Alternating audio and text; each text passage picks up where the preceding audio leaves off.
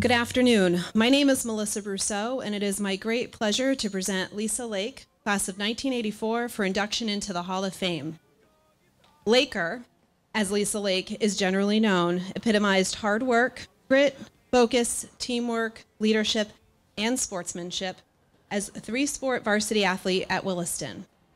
A captain of soccer, basketball, and softball, she earned MVP honors in all three sports as a senior.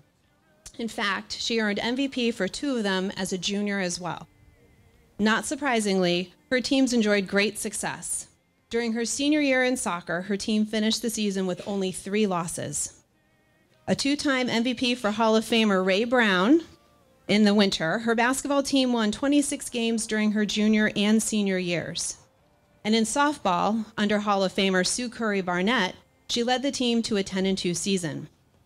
At the conclusion of her senior year, it was not a surprise to anyone when she was awarded the Alumni Bowl given to the top senior female athlete in the school. Following her graduation from Williston, Laker headed off to Trinity College, where she continued to be a multi-sport athlete playing soccer and softball for 4 years. Her softball team at Trinity won the 1987 ECAC Division III championship. And 32 years later, Laker still holds the NCAA Division III doubles per game record. I know this because I did look it up again. I couldn't, it's there. That is a record, it's still there. Her athletic career did not end after college. 10 years after graduating, she picked up the sport of rugby. Amazingly, she was named to the USA national team that competed for the World Cup in Barcelona, Spain. Her rugby career also included being named to the Northeast Select All-Star team for 7 years, and winning a national championship with the New York Rugby Club in 2006. Beyond her playing exploits, it's worth noting that Laker was instrumental in starting a youth rugby program in the Bronx with her wife, Annie Collier, that positively impacted the lives of many young girls in numerous ways. Lisa and her family have settled in the New York area, where they are raising their family. Could I ask Lisa Lake to please join us on stage to accept your award?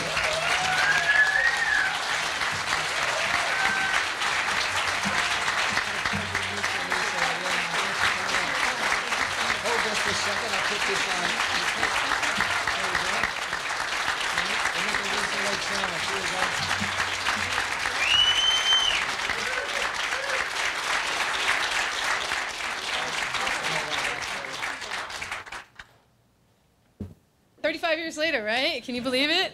I have a long list of people to thank, and I'm going to try to remember everybody, but I would like to thank Coach Brown. You were just the best, Brown. Thank you. Curl, I really appreciate all that you put up with from me, because it was quite a lot in those days. I'd like to thank Jay Grant, Mr. Francis. I have a list. I should probably pull it out. Leslie Harrison, who was also a coach. Swanee, of course.